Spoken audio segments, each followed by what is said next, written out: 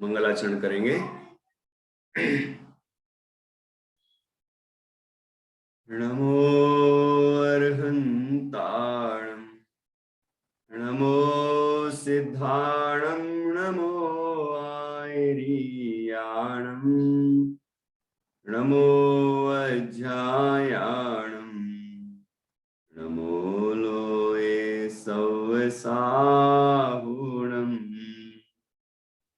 अर्हन्त सिद्ध साहु इदयं जिण धम्म वयन पडिमाहु जिण निलयाय दिराए नव देवादिन्तु मे बोहि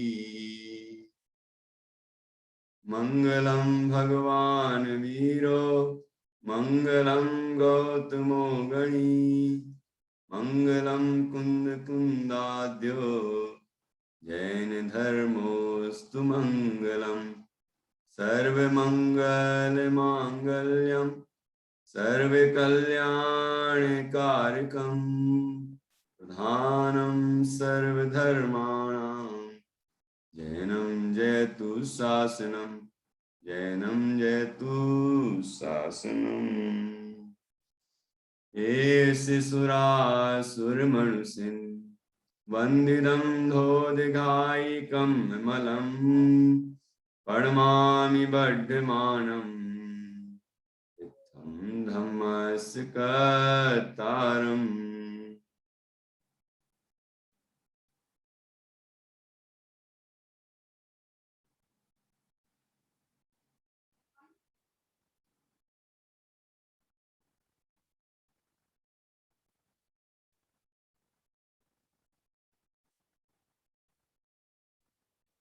आचार्य श्री कुंद कुंद देव द्वारा रचित यह प्रवचन सार परमागम है और इसकी 80वीं गाथा पर हमारी चर्चा चल रही है। 80वीं गाथा में मोह क्षय का रामायण उपाय बताया गया है। हम सभी निरंतर उस पर चर्चा कर रहे हैं। इसमें हमने अभी तक समझा है कि किस तरह से शुभ परिणामों की भूमिका में जीव अरहंत प्रभु का पूजन स्तवन ध्यान कर रहा है, परंतु अरहंत के वास्तविक स्वरूप से अनजान होने से मोह युक्त हो रहा है, उस स्वभाव को ही धर्म मान रहा है। जबकि जो हमारे आदर्श हैं अरहंत प्रभु, उनके अंदर किसी भी तरह का राग नहीं है, वीतराग हैं। प्रभु वीतराग हैं तो हमें भी वीतराग स्वभाव का अवलंबन लेना चाहिए। उनके ही समान हम भी वीतराग स्वभाव का अवलंबन लेंगे, अपने स्वभाव का अनुभव करेंगे तो परम आनंद की प्राप्ति होगी। अन्यथा आनंद की प्राप्ति नहीं हो पाएगी और मोह का क्षय भी नहीं हो पाएगा। ये बात यहाँ पर कही है। जिसके उत्कृष्ट से उत्कृष्ट स्वभाव चल रहे हो, पुण्य का कार्य चल रहा हो, पाप का नाश हुआ हो, पापों का त्याग कर दिया हो, परंतु वह यदि मोह से युक्त है तो आचार्य कहते हैं वह संसार भ्रमण ही करता रहेगा और दुखों से नहीं छूट पाएगा। तो इसीलिए यहाँ पर मोह क्षय का उपाय बताया है और अरहंतों को आदर्श बनाया है। अरहंत भगवान एक जीव द्रव्य है। जीव द्रव्य में उसका द्रव्यत्व, गुणत्व और पर्यायत्व होता है। तो अरहंत भगवान का द्रव्यपना, गुणपना और पर्यायपना जो उनका स्वभाव है, वह जैसा है वैसा ही प्रत्येक आत्मा का है। जो आत्मा, जो जीव अरहंत के समान अपने को जानता है, अपने को शुद्ध चैतन्य मात्र जानता है, अरहंतों के समान जानता है, वह मोह से मुक्त हो जाता है। यहाँ ये बात कही गई है, जो अरहंत भगवान को जानता है वह अपने को जानता है और उसका मोह निश्चित रूप से क्षय को प्राप्त होता है, ऐसी गारंटी यहाँ दी है। और मोह के साथ मोह की सेना, जो अन्य विकार हैं वो सब नष्ट हो जाते हैं, ये बात यहाँ बताई गई है। यहाँ द्रव्य का अर्थ अन्वय है, अर्थात द्रव्य का वह अंश जो वही का वही रहता है, वह द्रव्यत्व है, उसे ही द्रव्य कहा है। और द्रव्य का जो विशेषण है, अन्वय का जो विशेषण है, वो उसके गुण है, उसके गुण हैं। और वह भी द्रव्य के समान अनादि अनंत है, वही के वही रहते हैं। और जो उसकी पर्याय है वह एक एक समय की होती है और एक पर्याय दूसरे पर्याय में प्रवृत्त नहीं होती है। और वो पर्याय जो है वह अन्वय के ही व्यतिरेक हैं, अर्थात यह वह नहीं, यह वह नहीं, यह वह नहीं, इस तरह का व्यतिरेक होता है उसमें, ऐसी उसकी विशेषताएं हैं। और यहाँ पर द्रव्यत्व, गुणत्व, पर्यायत्व अरहंत में कहे और हमारे अंदर कहे। अरहंत भी आत्मा है और हम भी आत्मा हैं, अर्थात यहाँ आत्मा पर घटित करना है द्रव्यत्व, गुणत्व, पर्यायत्व को। तो जब आत्मा पर घटित करते हैं तो अरहंत भगवान का द्रव्यत्व कैसा, अन्वय कैसा है कि चेतन है, चेतन है, चेतन है, चेतन ही है, वो चेतन स्वरूप है अरहंत भगवान। ऐसा ही मैं भी चेतन हूं, मैं ये देह नहीं, मैं चेतन हूं, इस तरह अपने को चेतन देखे। और गुण, उनके गुण, समस्त गुण एक चैतन्य भाव में ही गर्भित किए गए हैं। ऐसे ही हमारा भी चैतन्य विशेषण है, आत्मा की विशेषता चैतन्य है और ये अनादि अनंत विशेषता है। अरहंत की भी वैसी विशेषता है और मेरी भी है, वो भी चैतन्य गुण वाले हैं और मैं भी चैतन्य गुण वाला हूं, इस तरह मिलान करता है। और वो उनकी जो पर्याय है, कौन सी पर्याय ली गई है कि वहां भी ज्ञान गुण की चैतन्य का परिणमन, वो जानना है, जो जानना देखना, वही वहां पर लिया है और वही यहाँ पर लेना है अपने अंदर। तो अंदर, हमारे अंदर जो तरह तरह की पर्याय उत्पन्न होती हैं, उन सब पर्यायों को यहाँ गौण करना है। रागादि विकारी भावों को गौण करके जो आत्मा की ज्ञान रूप पर्याय, जानने रूप पर्याय है, चेतना है, जानन क्रिया है, जानन स्वरूप है, वह यहाँ पर पर्याय में लेना है, पर्यायत्व में लेना। वह पर्याय अनादि अनंत एक सी होती है, एक सी मतलब वही की वही तो नहीं होती, लेकिन वैसी की वैसी होती है। अर्थात प्रत्येक ज्ञान गुण की प्रत्येक पर्याय में जानना जानना जानना जानना जानना जानना ही होता है। भगवान अरहंत के ही वही होता है और हमारे अंदर ही वही होता है। अरहंत भगवान अपने ज्ञान से जानते हैं और हम भी जानते हैं। अब आप कहेंगे वो तो लोकालोक को जानते हैं और हम थोड़ा सा जानते हैं, ये भेद यहाँ गौण करना है। वो ज्यादा जानते हैं, हम कम जानते हैं, ये महत्वपूर्ण नहीं है। वो भी जानते हैं और मैं भी जानता हूं, ये महत्वपूर्ण है, क्योंकि जानना हमारा लक्षण है, उपयोग हमारा लक्षण है। कम जानना और ज्यादा जानना वो हमारा लक्षण नहीं है। ठीक है, तो इस तरह से यहाँ पर जो चिद्विवर्तन की ग्रंथियां बताई गई हैं, वो आत्मा का परिणाम, आत्मा के परिणमन की गांठें, वो जानना जानना जानना जानना जानना है, वो हमारा लक्षण है, हमारी पहचान है। तो अब देखें हम कि इस शरीर के अंदर शरीर प्रमाण, शरीर से भिन्न आत्म तत्व है, जो कि जानता ही है, ऐसा जानने का उसका स्वरूप है। तो जहां जहां जानना हो रहा है, जैसे अपन ने यहाँ हाथ लगाया, यहाँ हाथ लगाया, जहां भी तो वहां जानना हो रहा है ना, क्योंकि जहां ये शरीर है ना, तो शरीर के साथ आत्मा का एक क्षेत्रावगाह संबंध है। तो एक क्षेत्र में रहते हैं, इसलिए जहां छुएते हैं वहीं जानना होता है ना। तो इस तरह यहां देखते हैं कि पूरे शरीर में आत्मा है और वह जानने वाला है, लेकिन वो शरीर आत्मा नहीं है। क्योंकि यदि शरीर आत्मा हो, शरीर में जानना होता हो, तो मुर्दे को भी होना चाहिए। जबकि मुर्दा पूरा शरीर तो होता है, लेकिन उसमें जानना नहीं होता। जानना तो जीव का स्वरूप है, आत्मा का स्वरूप है। तो हम अपने लक्षण की पहचान करें, और जहां जहां जानना हो रहा है वहीं वहीं आत्मा है, ऐसा हम निर्णय करें और अंदर में अपने स्वरूप का ध्यान लगाएं। ये पहले तो जानन क्रिया को पकड़ें मतलब उसको समझें, अंदर में देख के महसूस करें, ये उस सत्ता का एहसास करें कि अंदर में जानना ही जानना हो रहा है। जब जीव अपने अंदर जानना ही महसूस करने लगता है, तो उसे वो जो जानने में बदलाव हो रहा है, वो बदलाव गौण हो जाता है, वो नहीं दिखता, और जानना मात्र दिखता है। बस जानना मात्र जिस समय दिख जाता है, उस समय अनुभूति प्रकट होती है और मोह का क्षय होता है, अर्थात मोह उत्पन्न ही नहीं होता है। ये विधि यहाँ पर बताई है। इस यहाँ जो विधि बताई है उसमें हार का उदाहरण दिया गया, कल आपको पढ़ के सुनाया था मैंने। यहाँ पर हार का उदाहरण है। हार का उदाहरण कैसा दिया है कि हार यहाँ पर मोतियों का हार है। मोतियों का हार लेना है, दूसरे हार नहीं लेना। मोतियों का हार है जिसमें मोती पिरोए हुए हैं, और पिरोए किसमें है कि सूत्र में, मतलब धागे में पिरोए हुए हैं।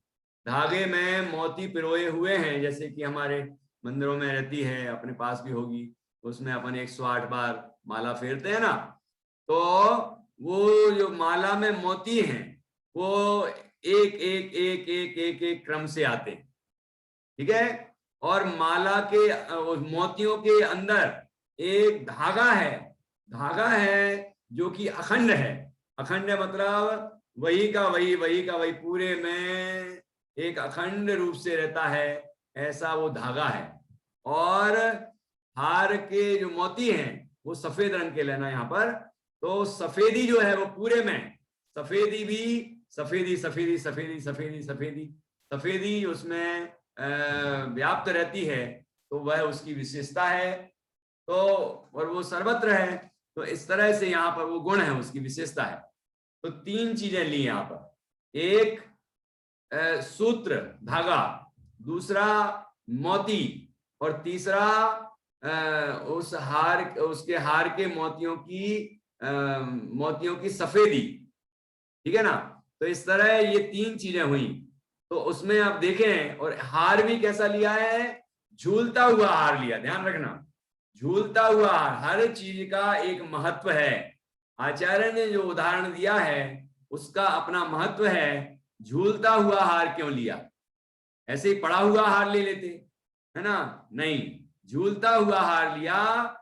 झूलता हुआ हार परिणमन करते हुए द्रव्य को बतलाता है कि आत्मा परिणमनशील है, ठीक है ना, परिणमनशील है, यह बतलाता है। अब परिणमन करते हुए भी उसके अंदर ऐसी क्या विशेषता है जो वही की वही रहती, कि उसका चेतनपना, वो प्रति समय चेतन है, जैसा वो सूत्र है ना धागा, वो धागा जैसे वही का वही रहता है, वैसे यहाँ पर चेतन वही का वही चेतन रहता। मतलब हम त्रिकाल चेतन हैं। हम कभी पुरुष नहीं होते, स्त्री नहीं होते, हम कभी मनुष्य त्रैंच आदि नहीं होते, हम रागी द्वेषी आदि नहीं होते, हम अपने स्वभाव से चेतन ही रहते हैं। और जैसे कि उसकी हार की विशेषता सफेदी है, ऐसे ही हमारी विशेषता चैतन्य है। चैतन्य भास रहे हो, चैतन्य भास रहे हो, ऐसा भजन है। तो इस तरह चैतन्य विशेषता है। और उस चैतन्य का जो परिणमन है, ठीक है ना, परिणमन, जैसे वो अपन मोती को गिनते हैं तो आगे आगे आगे आगे क्रम से आता है ना, आ तो रहा है वैसे का वैसा, वैसा का वैसा, वैसा का वैसा आ रहा है। वैसे ही आ रहा ना मोती, लेकिन वैसा का वैसा आने पर भी वही का वही नहीं है, बदल रहा है। तो ऐसे ही जो जानना यहाँ पर उपयोग जो लक्षण लिया है, जानना लिया है, जानन क्रिया ली है ना, वह जो ज्ञान दर्शन का व्यापार, जानना जानना जानना जानना, वो प्रति समय नया नया नया नया होता है, क्योंकि एक एक समय के पर्याय है, लेकिन नया नया होने पर भी वैसा का वैसा होता है जानना, है ना। तो इस तरह जब हम देखते हैं कि हमारे अंदर भी ये तीन चीजें हैं। अब यहाँ हार के माध्यम से संक्षेपण की विधि बताई है। कैसे कि हार जो है, हार, अब देखो तीनों हार में तीन चीजें बता दी, पहले भेद बताया। हार में तीन चीजें बताई ना, कौन कौन सी तीन चीजें बताई? हार में धागा बताया, मोती बताया, सफेदी बताई, और तीनों को मिला के क्या है वो? तीनों को मिला के वो हार है। ऐसे ही द्रव्यत्व, गुणत्व, पर्यायत्व को मिला के क्या है? मिला के क्या मतलब? तीनों मई एक तत्व क्या है? कि वह आत्मा है, जीव है। समय शब्द का प्रयोग किया यहां, समय नाम आत्मा, तो यहां वह समय है, आत्मा है, जीव है। इस तरह जीव इन तीनों मई है, द्रव्य गुण पर्याय तीनों अंशमयी एक आत्म तत्व है। तो अब इसको हमें, अभी तो भेद किए, अब भेदों को गौण करना है, अभेदता अभेदता देखनी है। ठीक है, तो अभेद देखेंगे तो कैसा दिखेगा? कि अभेद देखने के लिए क्या करना है? पहले तो जो मोती हैं, जैसे मोती है ना उसमें, तो मोती हैं वो हार में गर्भित हैं। मतलब हम जब जैसे मान लो वो माला मतलब गिनने वाला नहीं होके अपन पहनने वाला मान लो, तो जब अपन खरीदने जाते हैं हार, तो हर चीज बारीकी से देखते हैं कि भैया धागा मजबूत है कि नहीं है, उसमें जो मोती हैं वो अच्छे हैं कि नहीं, उसमें सफेदी वगैरह जो देखते हैं हम, चमक वो बराबर है कि नहीं, सारी चीजें हम देख रहे हैं। सब कुछ देखने के बाद जब हम हार को पहनते हैं तब कैसा कैसा लगता है? तब क्या गिनती पढ़ते रहते हैं हम? तब क्या ये विकल्प करते हैं कि ये मोती का है, इतने मोती हैं, इसमें धागा है, कि ये है कि वो है? ऐसा यदि हम करें तो हार के पहनने का आनंद मिलेगा क्या? ऐसे विकल्प करते रहेंगे तो कि नहीं मिलता। जब वो हार पहनता तो हार ही पहनता है, ये भेद गौण हो जाते हैं, ये मोती है, ये धागा है, ये सफेदी है। ठीक है ना, ये भेद गौण हो जाते हैं। ऐसे यहां भी ये चेतन है, ये चैतन्य है, और ये चेतना है, जानन क्रिया है ना। ये भेद भी यहां गौण हो जाने चाहिए, और केवल आत्मा चिन्मात्र ही दिखना चाहिए। ठीक है, जैसे अपन लड्डू बनाते हैं, तो जब लड्डू बनाते हैं तो उसमें शक्कर डाली, मतलब जो भी डालते हैं आप, गुड़ डालते हैं, मिश्री डालते हैं, और ड्राई फ्रूट्स डाले, या और भी जो भी आपने चीजें डाली वो सब डाल दी, सौंठ वगैरह, और डालने के बाद उसको अपन ने सब बढ़िया सबसे मिला दिया। और मिलाने के बाद जब मिला रहे थे तब तो डालने के समय आपने एक एक चीज ध्यान से डाली होगी कि इसमें एक चुटकी ये चीज चाहिए, कि इतने दाने ये चाहिए, कि ये व्यंजन चाहिए, मतलब जो भी ड्राई फ्रूट्स चाहिए, वो सब चीजें आपने ध्यान से सोच समझ के और उसमें मिलाई। मिलाने के बाद जब लड्डू बन गया, है ना, लड्डू बन गया, तो आपने फिर लड्डू बनने के बाद फिर जब उसको खाना है तो खाते समय भेद करते हैं क्या अपन? ऐसे भेद करते होंगे, ये मुंह में जो मैंने खाया है ये सौंठ है, ये मिठास है, ये जो मिश्री है ना, ये जो चीज है वो बादाम है, ये काजू है। ऐसा करते हैं क्या? यदि ऐसा करेंगे तो लड्डू का आनंद मिलेगा क्या है? बताइए। तो जैसे लड्डू का आनंद लेने के लिए भेदों को गौण करना पड़ता है, अभेद दृष्टि चाहिए, ऐसे यहां आत्मा का आनंद लेने के लिए भेद दृष्टि को अब गौण करना पड़ेगा। ठीक है, तो कैसे भेदों को गौण करते हैं? अभेद देखते हैं कि यहां लिखा, अब इस प्रकार त्रैकालिक को भी एक काल में समझ लेने वाला वह जीव, आत्मा त्रैकालिक तत्व है, और उसे एक काल में मतलब एक समय में ही समझ लिया जाता है। भले ही वो त्रैकालिक है, समय एक समय ही लगता है उसको समझने में, इस पर अपन कल चर्चा कर चुके हैं। तो त्रैकालिक तत्व, त्रिकाली ध्रुव आत्म तत्व एक समय में अनुभव में आता है, अनुभव में आ जाता है। ठीक है, और वह जीव जैसे मोतियों को झूलते हुए हार में अंतर्गत माना जाता है, जैसे हाथ झूल रहा है ना, उसमें जो मोती हैं तो उसमें अपन भेद करें कि अभेद देखें, हैं अभेद देखते हैं, उसमें मोतियों को हार में अंतर्गत माना जाता है, बराबर, मतलब उसके अंदर गर्भित माना जाता है कि हार जो है ना वो मोती मई है। मई का मतलब है अलग नहीं देखते हम कि ये मोती है, मोती मोती मोती मोती थोड़ी देखते रहते हैं, क्या देखते हैं, हार देखते हैं, हार देखते हैं। जैसे हमारा बच्चा यदि झूले पर झूल रहा हो, ऐसा ऐसा ऐसा आना जाना हो रहा हो, तो आपकी दृष्टि कहाँ होती है कि बच्चा है, बच्चा है, बच्चा है, मेरा बेटा है, बेटा है, बेटी है, जो भी है ना। तो इस तरह से वो एक रूपता, भले वो यहाँ आ रहा है, वहां जा रहा है, यहाँ जा रहा है, वहां आ रहा है, लेकिन बेटा है, इस तरह उसकी नजर टिकी रहती है। ठीक है ना, ऐसे यहाँ हार झूल रहा है, झूलता हुआ हार है, लेकिन मोती मोती नहीं दिख रहा है, हार दिख रहा है। ऐसे यहाँ परिणमन करता हुआ द्रव्य है, आत्मा है ना, वह क्या दिखता है कि उसमें परिणमन नहीं देखना है, बदलाव नहीं देखना है, आत्मा है, आत्मा है, आत्मा है ना, ऐसा। इस तरह से जब हमने आत्मा देखा तो उसमें से जो उसकी चंचलता है, बदलाव है ना, वो उसमें गौण हो जाता है। जैसे कहा था, ज्ञान की प्रतिपल उठे तरंग, झांकता उसमें आत्म राम, जो आत्म राम उसमें झांक रहा है, वह प्रकट हो रहा है, वह आत्मा मैं हूं, ऐसा देखता है। तो वो चंचलता जो है, परिणमन जो है, बदलाव जो है, वो दृष्टि गोचर नहीं होता, अर्थात गौण हो जाता है। ठीक है ना, और इस तरह ये हुआ पर्याय को द्रव्य में संक्षेपण करना। ठीक है, और इसके बाद क्या है, इसके बाद क्या कहा कि दूसरी बात, जैसे मोतियों को झूलते हुए हार में अंतर्गत माना जाता है, उसी प्रकार चिद विवर्तों का चेतन में ही संक्षेपण करके चिद विवर्त कहा। चैतन्य का परिणमन, चैतन्य का परिणमन चैतन्य जैसा ही होगा। चैतन्य का परिणमन राग द्वेष आदि रूप नहीं लिया है, यहाँ पर वो गौण किए हैं कि जानना जानना जानना जो लक्षण है हमारा, वही यहाँ पर लिया गया है। तो चिद्विवर्तों का चेतन में ही संक्षेपण करके, अर्थात उसको अंतर्गत करके, अर्थात उसको अलग ना देख करके यही देखना कि चेतन चेतन मात्र है, ऐसा देखना।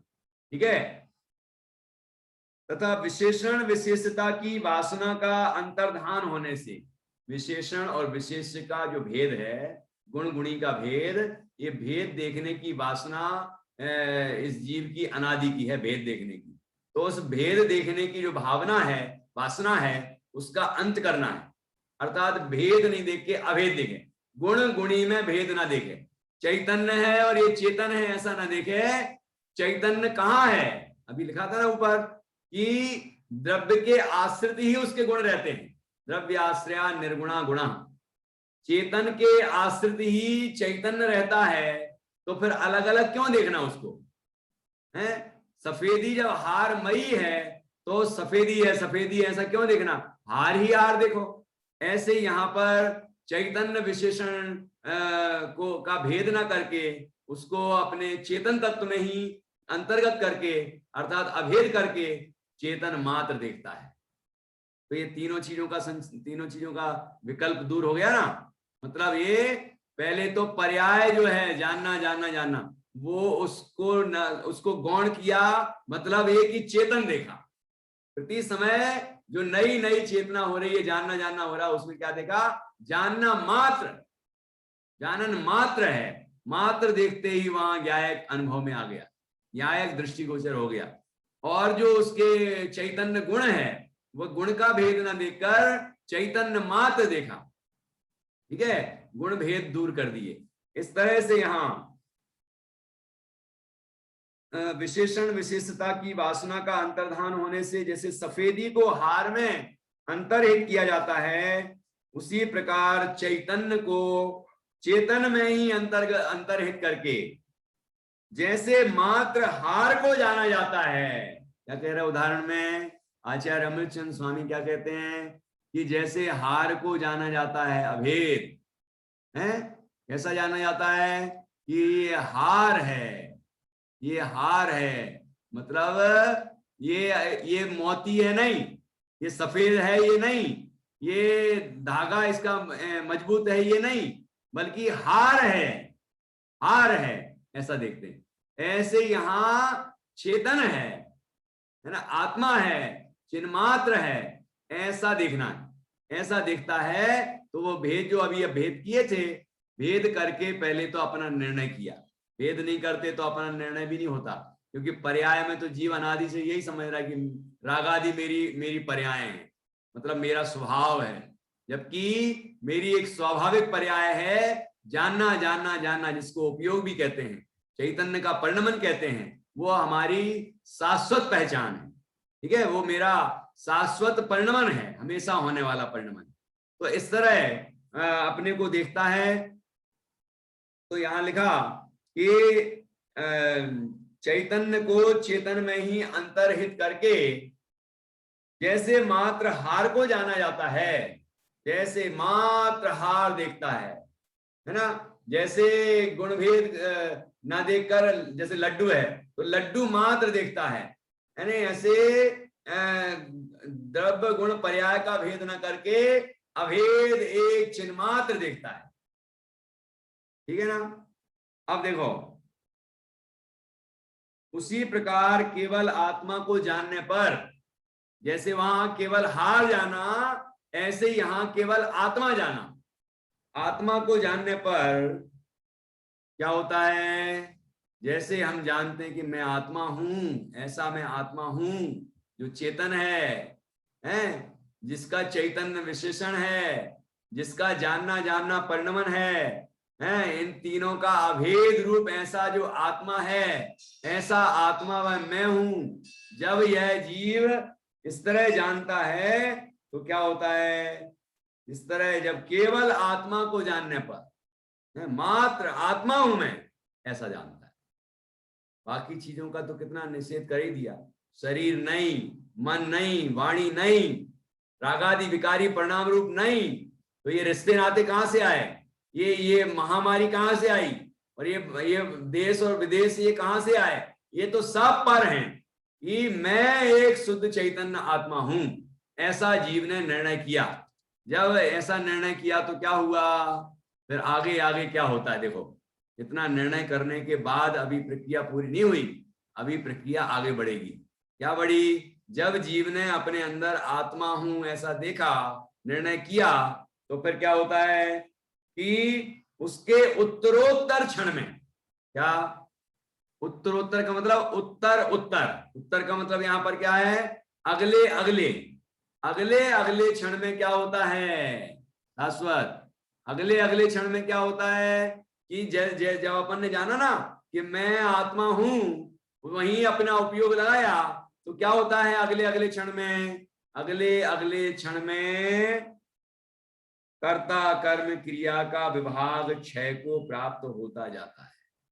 मतलब ये दृष्टि से हटता जाता है कि मैं कर्ता और ये कर्म और ये क्रिया है, ये ज्ञान है, ये चेतन है, ये चैतन्य है, ये चेतना है चिद्भाव कर्म चिदेश कर्ता चेतना क्रिया तहां, तीनों अभिन्न अखिन्न सदुपयोग की निश्चल दशा, हेडाला जी में कहा है।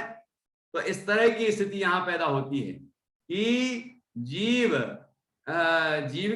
जीव जैसे जैसे अपने स्वरूप में स्थिर होता जाता है, अपनी तरफ दृष्टि करता है, वैसे अगले अगले क्षण में क्या होता है, ये सब अध्यात्म का ये प्रयोग है, ये है ना, ये सब अकेले अपन को ऐसे सुनने मात्र से ये बात रहस्य ये समझ में नहीं आएगा। जब हम अंदर में इसका प्रयोग करेंगे तो ये रहस्य खुलेंगे, जितना जितना प्रयोग करेंगे उतना उतना रहस्य खुलने वाला। ये बात अन्यत्र भी है, मोक्षमार्ग प्रकाशक में भी है, ठीक है, 9वें अधिकार में, और जगह भी है। ये रहस्यपूर्ण चिट्ठी इसके अलावा सम्यक के सन्मुख मिथ्या दृष्टि का प्रकरण, ऐसे और जगह भी प्रकरण आते हैं इस तरह के। ये पंचलब्धि की चर्चा आई है। तो जीव अपने अपने अंदर क्या महसूस करता है कि प्रति समय जब मैं आत्मा हूं, मैं आत्मा हूं, मैं आत्मा हूं, इस तरह का आत्म ध्यान करता है। कल मीनल भाभी ने पूछा कि आत्मा का जब ध्यान करता है तो आत्मा कैसा दिखाई देता होगा, है कि आत्मा ज्ञान स्वरूप है, तो ज्ञान स्वरूप ही दिखाई देता है। दिखाई देता है मतलब जैसे हम आंख से देखते हैं तो आंख से कौन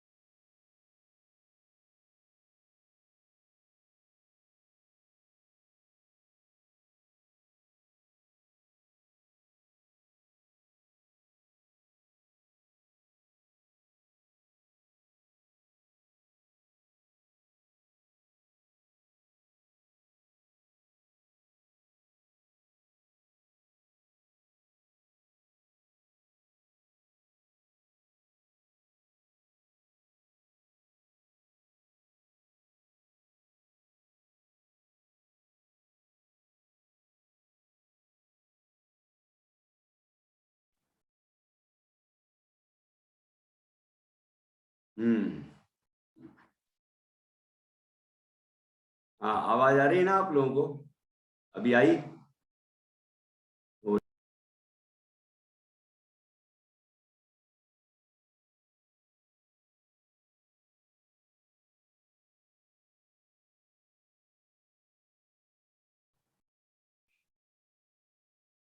अभी तो पराधीन व्यवस्थाएं हैं, नेट कनेक्टिविटी चली गई थी, इसलिए ऐसा हुआ। तो अभी तक हमने जितना समझ लिया है उसके ही संबंध में अभी कुछ प्रश्नोत्तर अपन कर लेते हैं, और इसके बाद थोड़ा सा प्रकरण और रह गया है, उसको अपन कल पूरा कर लेंगे, ठीक है ना? तो अभी तक हमने जो समझा उसमें से मैं आपसे प्रश्न करूंगा, तो जिसको बोलूं वो जवाब देंगे।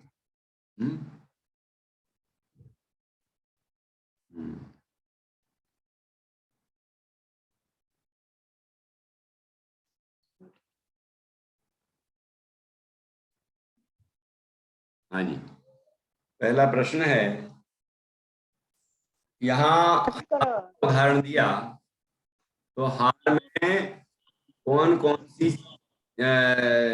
कौन सी 3 चीजें ली गई हैं हार में? जिसको बताना हो वो अपने को अनम्यूट करके बता सकते हैं, और बाकी लोग बोले। मैंने ऑल अनम्यूट कर दिया है, तो हाँ जी, प्रश्न दोहराओ। मंगला जी बोल रही हैं। हाँ बोलिए। नहीं, आपका प्रश्न बराबर सुनने में नहीं आया। हाँ, फिर से प्रश्न बोलता हूँ, हार में कौन कौन सी 3 चीजें हैं? हार मोती, सूत्र और सफेदी। बहुत बढ़िया, बहुत अच्छा। तो ये तीनों मिला के हार हैं कि तीनों अलग अलग हार हैं? तीनों अलग अलग हार नहीं है, एक ही है। एक ही हार है। तो एक है। हाँ, और यहाँ पर अब दूसरा प्रश्न है, यहाँ पर झूलता हुआ हार क्यों लिया गया है? अरे अभी तो बता रहा था। हाँ, कौन बता रहे हैं? अंजलि जी बता रही है। झूलता हुआ हार क्यों लिया गया है? बदलती रहती है और वही को वैसी की वैसी है, इसलिए। अभेदता नहीं बताना। हाँ, भेद अभेद का है, इसमें भेद नहीं करना है इसलिए। अच्छा, भेद नहीं करना इसलिए। झूलता हुआ हार, अभी चेतना हार। हाँ, जो चेतना में बताया हुआ है कि अभेद है, ऐसे ही हार में तीनों चीजों को मिला के भेद होते हुए भी अभेद है। और एक कारण और है, वो कारण मैंने अभी बताया था। हाँ रमीला जी बताएंगी। हाँ बताएंगे। महिमा जी बता देंगी, महिमा जी हैंड हाँ रेज। महिमा जी तो जरूर बता देंगी। बहुत अच्छे सुनती हैं और नोट भी करती हैं, मैं देखता हूँ। और प्रश्न भी आपने किया था, मुझे व्हाट्सएप पे भेजा था। ऐसे इंटरेस्ट से आप पढ़ते हैं तो मुझे भी बड़ा आनंद आता है। और मेहनत जो होती है वो अखरती नहीं है, फिर ऐसा लगता है कि और मेहनत करो। हाँ बताएं। बताओ। अच्छा आप बता रहे। नहीं आप बताइए महिमा जी।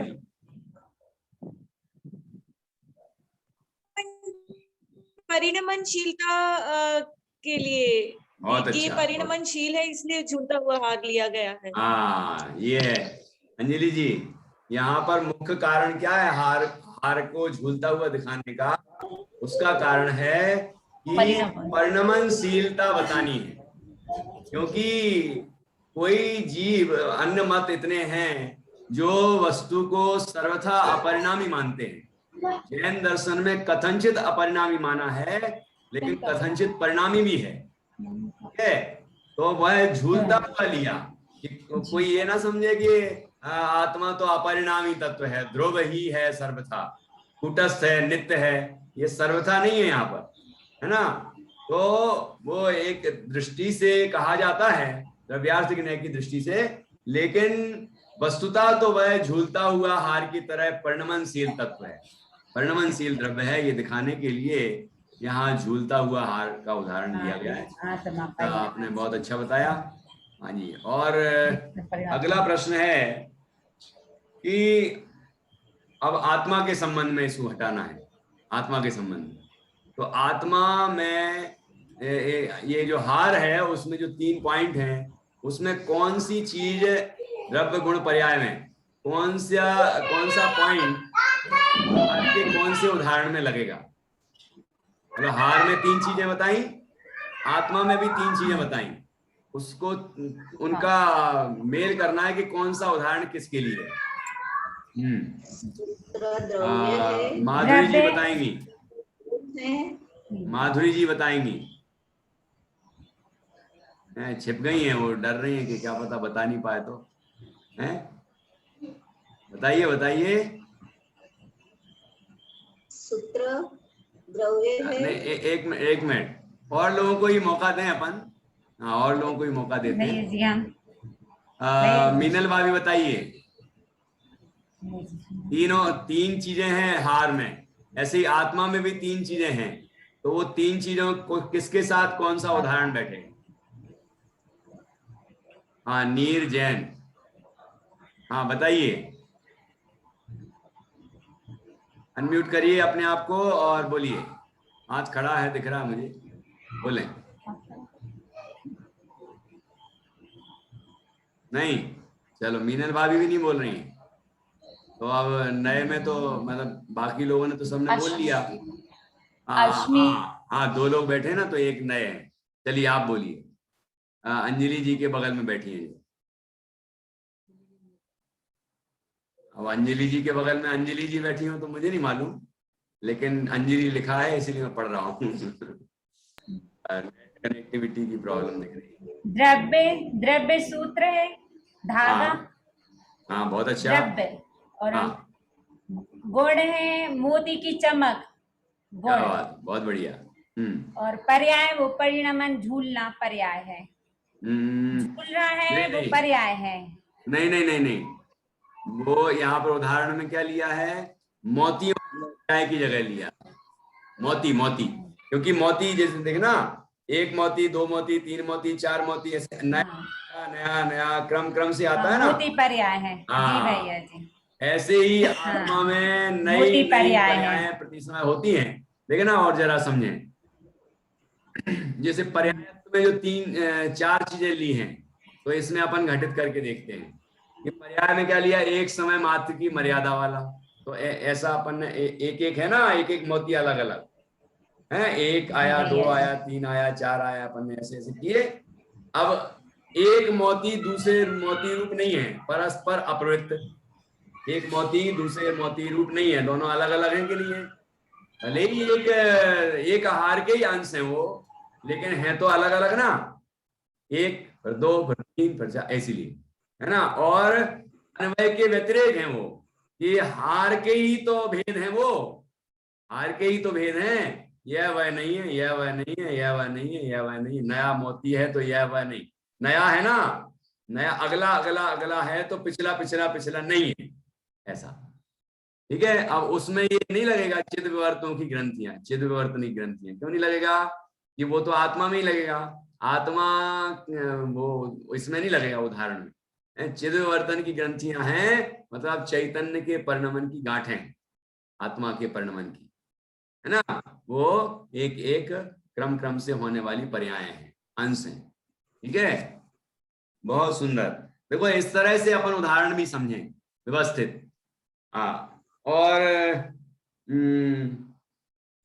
यहाँ पर हार, झूलता हुआ हार जो है, उसमें इन तीन चीजों को गौण किया, उसके सूत्र और वो जो मोती हैं और जो उसका चमक है, सफेदी है, उन सबको हार में ही अंतर्हित कर दिया, अंतर्हित कर दिया, मतलब गौण कर दिए सब। भेद भेद को गौण करके केवल हार को ही देखता है, हार को ही देखता है, हार ही देखता है। ऐसे ही यहाँ पर क्या देखता है? आत्मा को ही देखना है। हाँ, बहुत अच्छा। गुण पर्याय को नहीं। हाँ हाँ हाँ, बहुत अच्छा। तो इस तरह आत्मा ही देखता है। ठीक है, तो इस यहाँ पर तीनों भेदों को गौण करके केवल आत्मा ही देखा गया। और बाकी और चर्चा जो कर्ता कर्म क्रिया वगैरह की है, तो इसमें अपन और जो विशेष चर्चा है वो अपन कल करेंगे।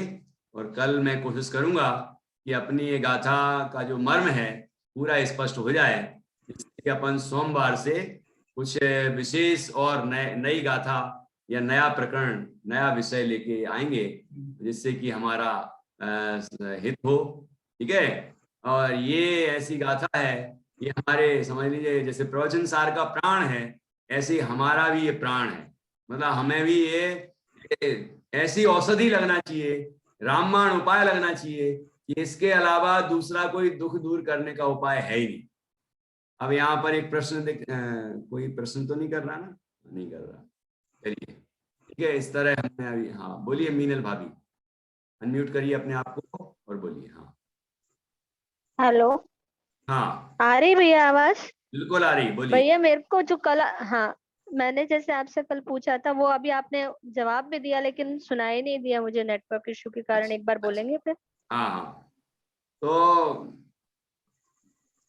आपने पूछा था कि जीव अपने अंदर आत्मा को देखता है, तो आत्मा कैसा दिखता होगा, है ना। अरहंत भगवान अपने आत्मा को देखते हैं, और ऐसे हम भी अपने आत्मा को देखते हैं, ज्ञानी आत्मा को देखता है।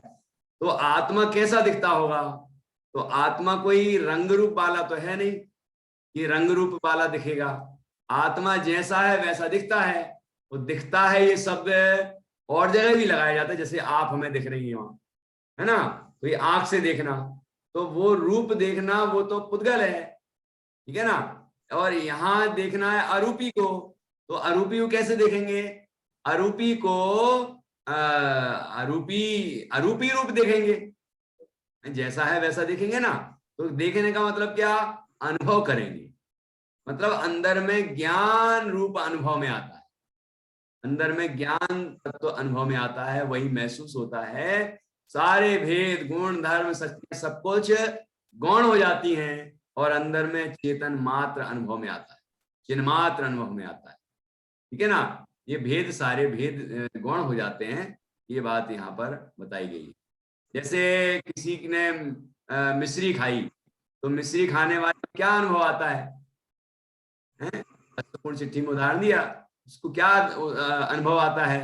कि उसको तो मिठास का अनुभव होता है, और मिठास का अनुभव होते ही आनंद आता है, उसको स्वाद का आनंद आता है कि नहीं आता? वैसे यहाँ चैतन्य का स्वाद आता है। स्वाद आता मतलब अनुभव होता है। चिन्मात्र हूं ऐसा अनुभव होता है। बोलता नहीं है, ये बोलने में आ रहा है अपन शब्दों में।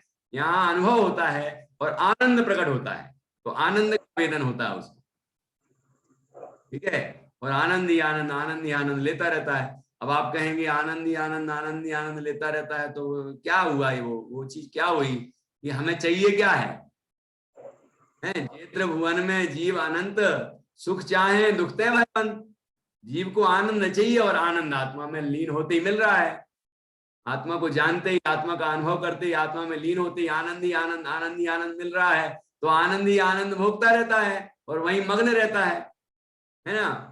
ये तो भी जैसे अंधा मिश्री खाता है, अंधा व्यक्ति मिश्री खाता है तो उसे स्वाद आता है और आनंद आता है, ठीक है। और एक आंख वाला व्यक्ति खाता है तो उसको पता है कि ऐसी मिश्री है और ऐसा उसका रंग रूप है, ऐसा उसका आकार है, वो सारा कुछ दिखता है, लेकिन अंततः उसको भी तो स्वाद का आनंद ही आता है। ऐसे केवल ज्ञानी और श्रुत ज्ञानी में क्या अंतर है? भाई इतना ही अंतर है। श्रुत ज्ञानी अंधे के समान है, अंधे के समान कहा गया है कि जैसे मिश्री खाने वाला, और वो स्वाद लेता है और आनंदित होता है। और केवल ज्ञानी को आंख वाले का उदाहरण दिया है कि वो आत्मा को प्रत्यक्ष देख लेते हैं। अनंत गुण, अनंत धर्म, अनंत शक्तियां, सब कुछ उनको सब तरह से अनुभव में आती है, सब तरह ज्ञात होती है। सब तरह से ज्ञात होने पर भी अभेद तत्व का ही आनंद उनको आता है। केवल ज्ञान तो कुछ छिपा नहीं है। एक एक पर्याय या विभागी प्रतिषेध तक दिखते हैं मतलब ज्ञात होते हैं। तो इसलिए ज्ञात तो उनको सब होता है, लेकिन अपनापन तो अभेद में ही होता है। अपनापन तो अभेद तत्व में ही होता है। बस यही यहाँ की अंतर की बात है। तो आत्मा में अनंत गुण है, अनंत धर्म, जब ये सब जानता है ना तो वैभव का आह्लाद आता है। अरे मैं ऐसा वैभवशाली हूँ, ऐसे गुण हैं, ऐसे धर्म हैं, ऐसी शक्तियां मेरे अंदर। मैं तो दुनिया में ढूंढ रहा हूँ कि मैं ज्यादा ज्ञानवान हो जाऊं, लेकिन मेरे अंदर ही सर्वज्ञत्व शक्ति है। मेरे अंदर इतनी शक्ति है कि मैं सारा लोकालोक जान लूं। तो बाहर में क्यों ढूंढना? मैं अपन सुख ढूंढ रहे हैं बाहर में हैं, लेकिन आत्मा में ही सुख शक्ति है, सुख गुण है। तो हम जब हमें ये निर्णय होता है तो हम अपने अंतर में देखते हैं और अपने आत्मा का अनुभव करते ही सुख मिलता है, आनंद मिलता है। ये सब जो चाहिए जीव को वो सब अंदर में ही है। जीव को वास्तव में धन नहीं चाहिए, वैभव नहीं चाहिए। ये वैभव क्यों जुटाता है, धन क्यों जुटाता है? उसका अंततः उद्देश्य सुख प्राप्ति ही है। ये आप विचार कर लेना। जैसे कोई पूछे कि धन क्यों कमा रहे हो भैया, कहते हैं उससे हम एसी कूलर वगैरह जो भी सामग्री है, खाना पीना है ना, और कपड़े और रोटी कपड़ा मकान, ये सब जुटा लेंगे, इसके लिए हम कमा रहे हैं। अच्छा ठीक है, अब वो रोटी कपड़ा मकान क्यों चाहिए? कि भाई होगी तो खाएंगे उसको, कपड़ा होंगे तो पहनेंगे, मकान होगा तो रहेंगे। उससे क्या मिलेगा? कि उससे भाई तकलीफें जो है वो नहीं होंगी, मजे आएंगे, अच्छा लगेगा भाई। तो अंततः क्या बोला वो कि मजा आएगा, मजा मतलब सुखी होऊंगा मैं। मतलब जीव हर चीज के पीछे सुखी ही चाहता है, लेकिन इतना जुटा लेने के बाद भी रोटी कपड़ा मकान की कोई समस्या नहीं है, सब है। बल्कि इतना है कि वो भोग भी नहीं पा रहा, इतना है। इतना होने पर भी सुखी क्यों नहीं है? क्योंकि जहां सुख है नहीं वहां खोजेगा तो मिलेगा क्या? काजल की कोठरी में कैसो भी सयान हो जाए, क्या मिलेगा उसको? काजल ही लगेगा। तो ऐसे जहां जो चीज है वहां वहां वो चीज मिलेगी। हम यदि कोई जमीन में गड्ढा खोद रहे हैं और सोचें कि यहाँ से तेल निकलेगा, तो कैसे निकलेगा? जहां स्थल में, रेगिस्तान में जहां निकलता है उस जगह पे खोदेंगे तो निकलेगा। जिस खेत में जो फसल उगती है उसमें वो बीज डालेंगे तो उगेंगे। हम कहीं भी कुछ भी डालें तो ऐसे थोड़ी उग जाएगा। तो इस तरह से जहां जो चीज है, जिसकी जो शक्ति है, वहां से वही अभिव्यक्ति रूप में होता है। ऐसे यहाँ आत्मा में ज्ञान है, दर्शन है, सुख है, वीर है, श्रद्धा अधिक है, अनंत गुण धर्म शक्तियां हैं, तो जो उसमें है वो उससे प्रकट होता है। तो ऐसा हमें आत्मा का अनुभव करने से आनंद प्राप्त होता है। ये आत्मा का अनुभव होता है वहां, और आनंद का वेदन होता है। इस तरह अंदर में होता है, और इस तरह यही चीज वो देखते हैं, यही चीज अनुभवते हैं, ऐसा समझना चाहिए। ठीक है। तो क्या आत्मा का ध्यान करना ही मतलब ध्यान कहलाता है? हाँ, आत्मा का ध्यान ही ध्यान कहलाता है। इसका मतलब ये हुआ कि निश्चय से तो आत्म ध्यान ही जीव के प्रयोजन को सिद्ध करता है। क्यों? कि आत्म ध्यान करेगा तो निराकुल आनंद आएगा। निराकुल आएगा। ठीक है। अब परमात्मा के ध्यान को भी ध्यान कहते हैं। धर्म ध्यान है ना, तो जो चार ध्यान कहे हैं, तो उसमें परमात्मा का ध्यान भी है, जिनवाणी का स्वाध्याय भी है, सारी चीजें हैं। तो लेकिन ये सब जीव को कसायों की मंदता रूप तो हैं, लेकिन कसायों के अभाव तो आत्मा के अनुभव से ही होता है। इसलिए पंच परमेष्टि का ध्यान भी ध्यान है, लेकिन वह पंच परमेष्टि का ध्यान स्वभाव रूप है। वो आत्मा में लीन होने के लिए प्रेरित जरूर करते हैं, लेकिन जब तक अनुभव न करे वो आनंद कैसे मिले। इसलिए व्यवहार से पंच परमेष्टि का ध्यान कहा, और निश्चय से आत्मा का ध्यान करने को कहा।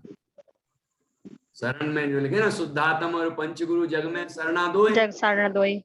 तो इस तरह से इनके अलावा तो कोई ध्यान करने लायक है ही नहीं। मोह उदय जी के आन कल्पना होए कि शरीर का ध्यान करो, बचपन का ध्यान करो, फिर 55 का ध्यान करो, आगे तुम्हारा क्या होगा, पीछे तुम्हारा क्या हुआ था, ऐसे ध्यान कराते हैं कई लोग हैं।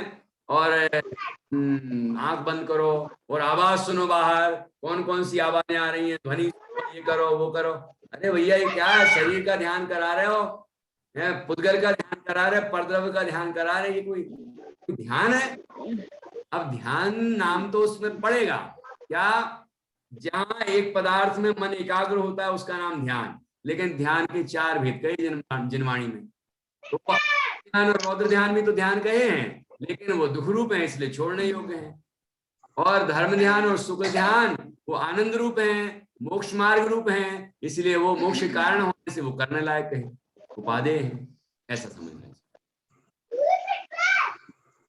इस तरह आज हमने चर्चा की, आपने अच्छे प्रश्न किए, उत्तर भी दिए, और बहुत अच्छा लगा। इस तरह अपन अपनी चर्चा को यहाँ पूर्ण करते हैं, और कल फिर इस विषय को अपन आगे बढ़ाएंगे और पूर्ण करने की कोशिश करेंगे, तो जिससे कि सोमवार से नया विषय अपन शुरू।